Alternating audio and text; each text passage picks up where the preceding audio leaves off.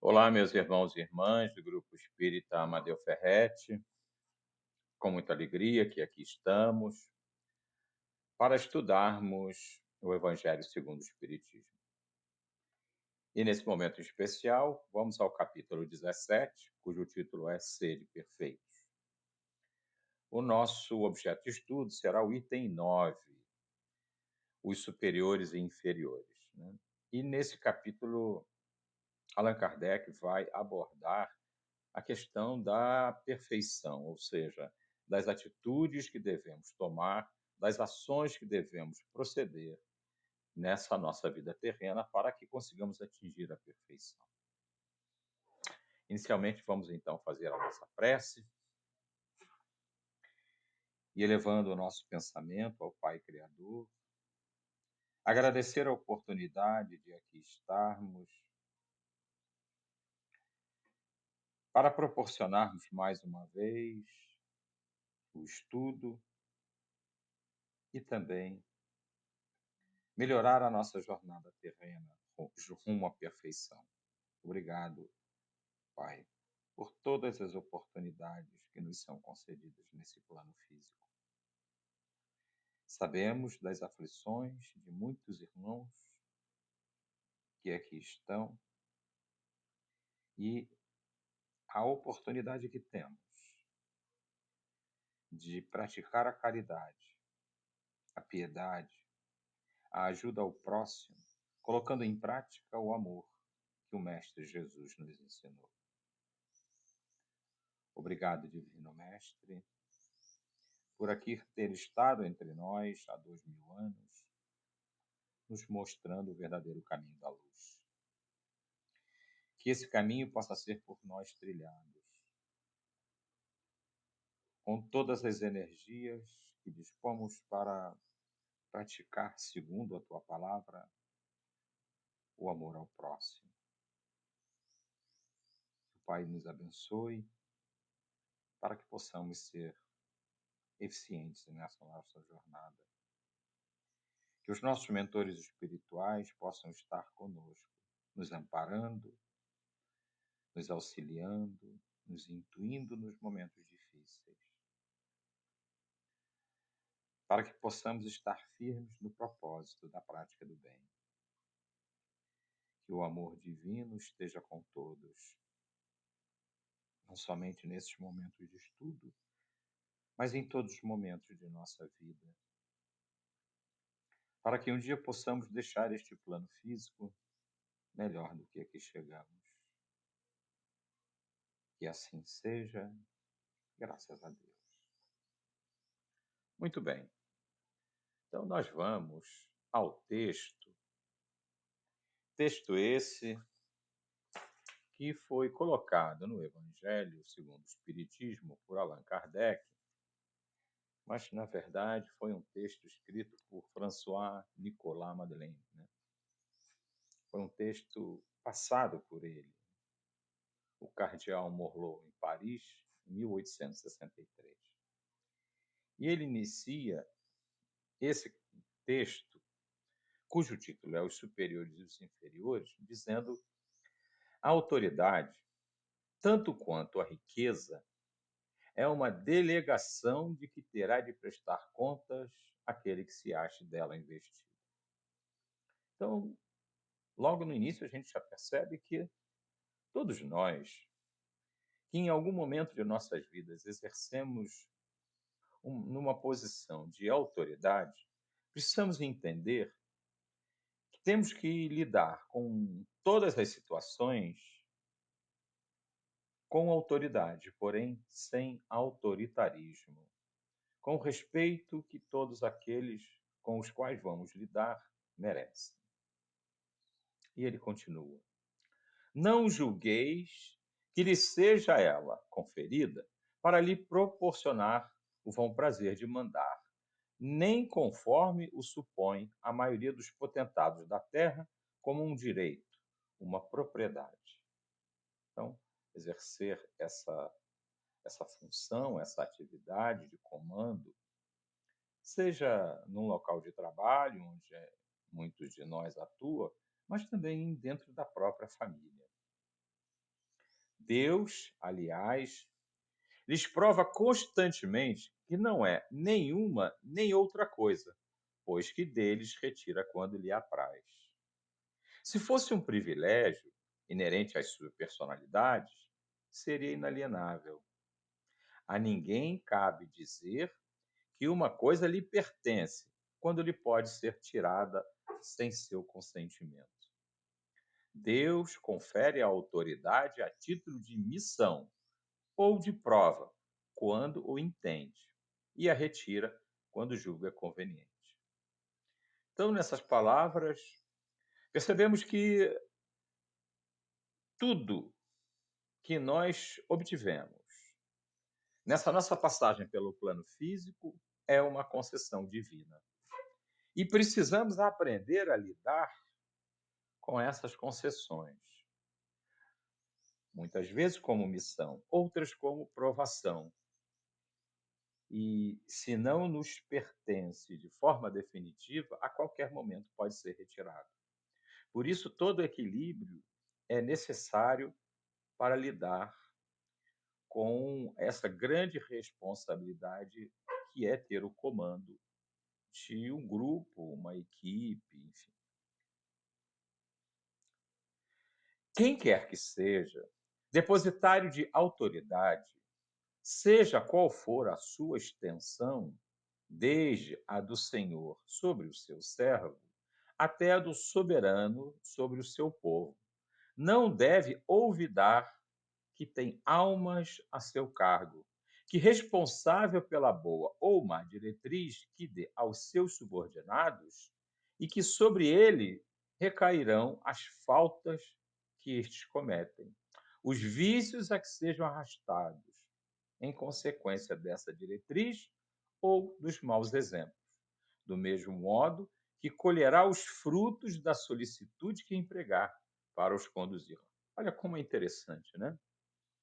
O ato de comandar, que há muito, muito tempo atrás, era uma função de um capataz, como aquele que toca um gado, que toca um rebanho. Hoje, felizmente, essa autoridade já não pode agir dessa maneira. É respeitar o próximo e fazer com que aqueles que estão sob seu comando produzam de forma eficiente é algo de muita responsabilidade. E recai sobre ele as consequências, muitas vezes, de um mau comando. Todo homem tem na Terra uma missão, grande ou pequena. Qualquer que seja ela, sempre lhe é dado para o bem. Falseá-la em seu princípio é, então, falir no seu desempenho. Todos nós temos uma missão. Todos nós temos um compromisso assumido na espiritualidade quando participamos do nosso planejamento reencarnatório. Portanto, seja ser um bom pai, ser um bom filho, ser um bom marido, uma boa esposa, ou comandar uma nação é sempre uma grande missão. Assim como pergunta ao rico, o que fizeste da riqueza, que nas tuas mãos deverá ser um manancial a espalhar a fecundidade ao seu derredor, também Deus inquirirá aquele que disponha de alguma autoridade. Que uso fizeste dessa autoridade? Que males evitaste? Que progresso facultaste? Se te dei subordinados, não foi para que os fizesse escravos da sua vontade, nem instrumentos dóceis dos teus caprichos, ou a tua, ou a tua cupidez. Fiz-te forte e confiei-te os que eram fracos, para que os amparasse e ajudasses a subir ao meu seio. Olha como esse parágrafo nos coloca algo tão importante, algo divino realmente. Porque quando estamos numa posição de comando, E é importante que entendamos que essa posição é exercida dentro da própria família, quando lidamos com os nossos filhos, por exemplo, é algo que nos dá uma grande responsabilidade, porque nos cabe orientá-los, nos cabe ajudá-los, nos cabe encaminhá-los para que tenham sucesso nas suas ações nesse plano. O superior que se ache compenetrado das palavras do Cristo, a nenhum despreza dos que lhe sejam submetidos, porque sabe que as distinções sociais não prevalecem às vistas de Deus. Isso é algo que realmente nos toca muito, né? Porque quantas pessoas, nós temos visto isso, né, diariamente, basta ver um noticiário, quantas pessoas se valem da sua posição para humilhar, para desprezar outras pessoas. Ensina-lhe o Espiritismo que, se eles hoje lhe obedecem, talvez já lhe tenham dado ordens, ou poderão dar-lhes mais tarde, e que ele então será tratado conforme os haja tratado, quando sobre eles exercia autoridade. Ou seja, aqui está bem claro a lei do retorno, né? Ou seja, causa e efeito.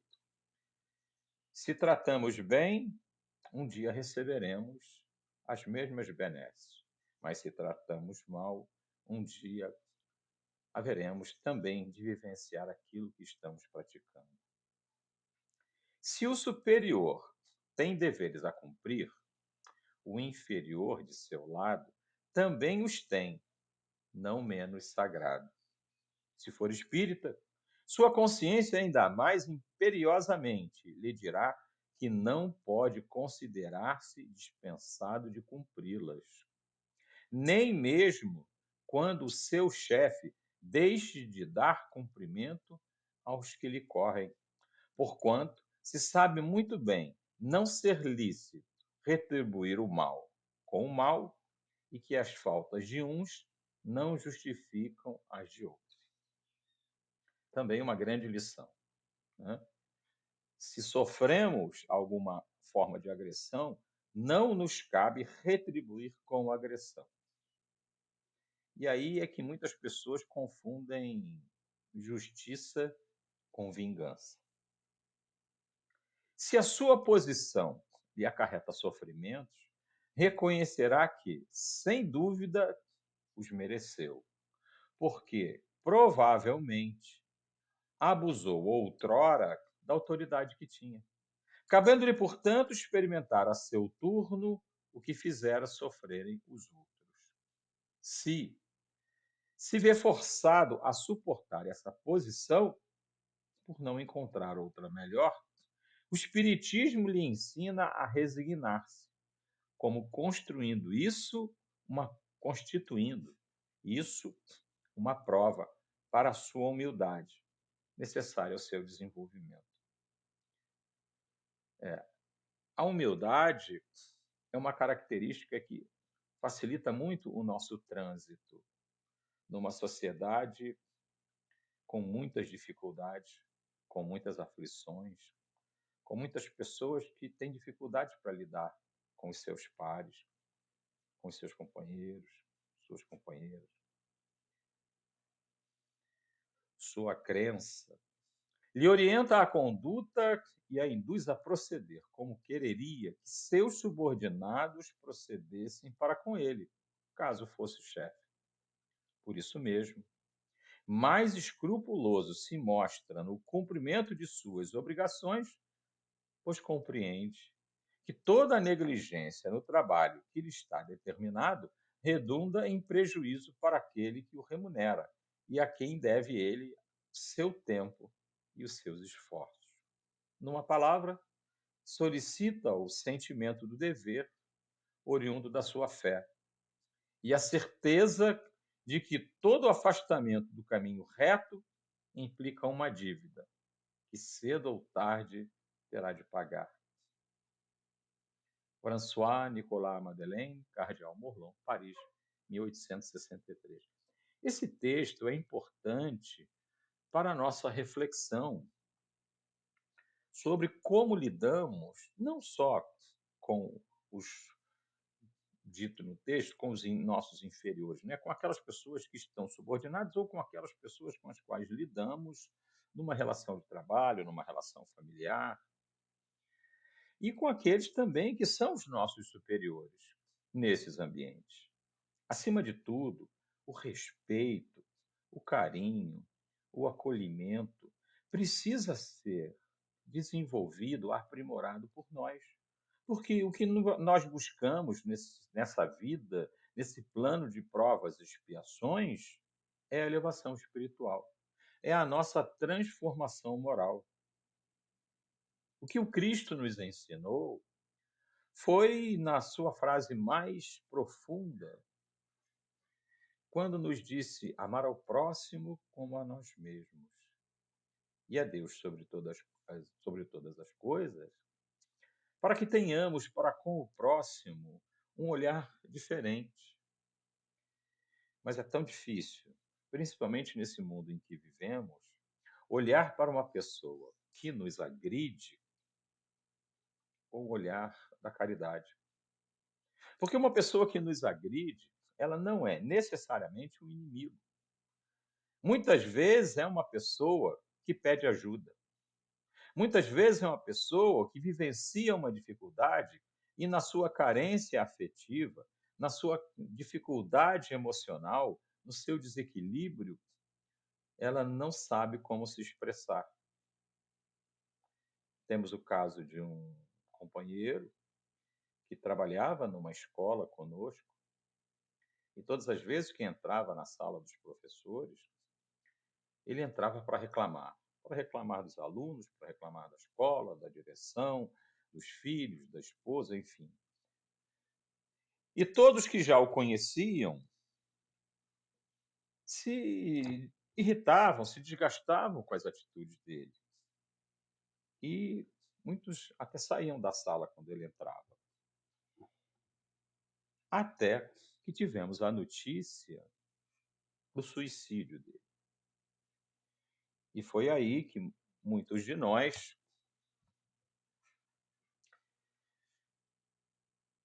percebeu o quanto nós fomos egoístas ao lidar com esse companheiro. Porque, na verdade, quando ele nos procurava, o que ele desejava verdadeiramente era uma palavra de carinho. Era alguém que doasse o ouvido para que ele pudesse colocar para fora as suas angústias, o processo depressivo verdadeiramente pelo qual ele passava, e aí ele precisava da nossa ajuda.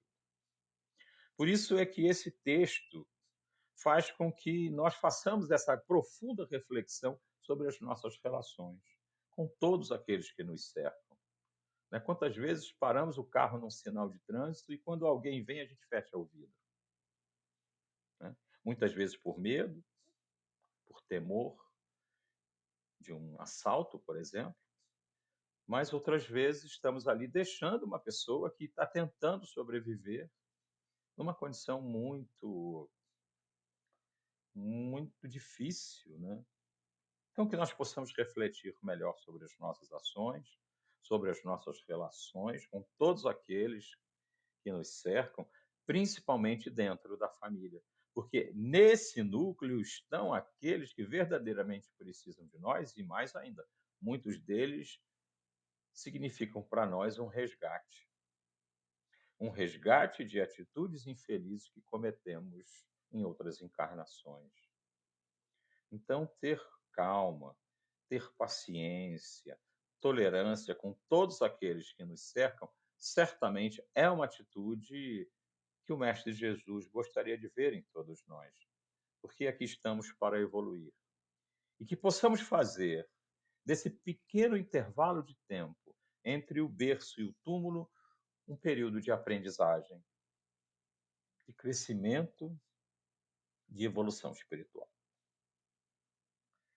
Assim sendo, com base nesse estudo que acabamos de fazer, nesse texto que lemos e nas reflexões, vamos elevar o nosso pensamento ao Pai Criador, agradecendo mais uma vez a oportunidade de estarmos aqui, de estarmos vivenciando não somente as aflições, mas as boas relações que temos com todos aqueles que também vieram para nos ajudar, para nos amparar, com os nossos mentores espirituais, que tanto nos auxiliam, nos intuem, para que possamos ter em todos os momentos atitude de equilíbrio e de paz.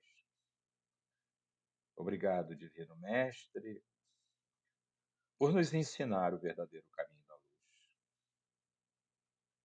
Aos nossos mentores espirituais, toda a gratidão por nos ampararem nesta jornada. E ao Pai Criador, pelas oportunidades e bênçãos que nos tem concedido. Que assim seja, graças a Deus. Meus irmãos e irmãs, que a paz do Mestre Jesus esteja em todos os corações, que possamos cada vez mais prosseguir em nossa jornada terrena, gratos pelas oportunidades e olhando para o Mestre Jesus como nosso exemplo, como nosso modelo e guia, e buscando a paz. Graças a Deus. Fiquem todos em paz.